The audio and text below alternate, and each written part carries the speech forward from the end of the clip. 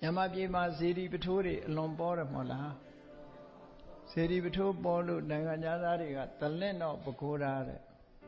ဇေဒီပထိုးပေါ်တဲ့နိုင်ငံဆိုပြီးတော့ခေါ်ကြအဲ့ဒါလို့ဇေဒီပထိုးပေါ်တဲ့အခါမှာမသိတဲ့ပုဂ္ဂိုလ်တွေ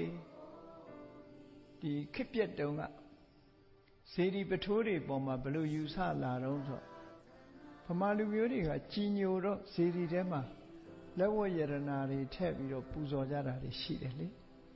တန်မိုးကြီးတဲ့ပစ္စည်းတွေလည်းထည့်ပြီးတော့လှူကြတာရှိအဲ့တော့တချို့ကနားမလည်တဲ့ပုဂ္ဂိုလ်တွေကြတော့ဘာသွားတွေးတော့ဆိုဒါဇေဒီပထိုးတွေကမြန်မာတွေဒီ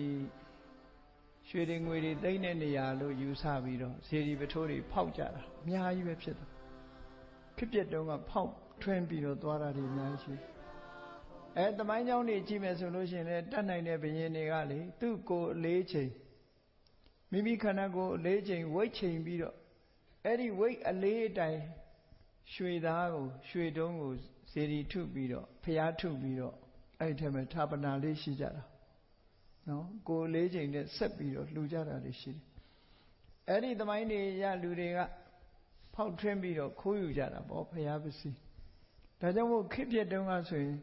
ဖျားပထိုးကြီးကြီးဆိုရင်အပေါက်တွေနဲ့ယူအကုန်လုံးခိုးပြီးတော့ဖောက်ထားကြတယ်တကယ်ကတော့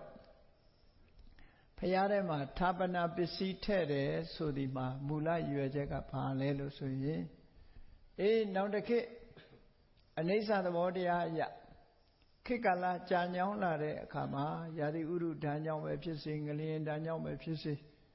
သင်္ခါရသဘောအရာတဖြည်းဖြည်းဒီစေတီတို့ဆိုတာယိုရင်းပျက်စီးပြီးတော့လာမယ်အဲ့ဒီယိုရင်းပျက်စီးလာတဲ့အခါမှာပတ်စံမတတ်နိုင်ဘူးဆိုရင်ပြင်နိုင်ကြမှာမဟုတ်ဘူးအဲ့ဒီမပြင်နိုင်တဲ့ပုဂ္ဂိုလ်တွေဟောဒီဖရာကိုလှူထားတဲ့ယရနာတွေကိုအသုံးချပြီးတော့ပြင်ကြပါလို့ဆိုတဲ့အဓိပ္ပာယ်နဲ့ထည့်တာအမှန်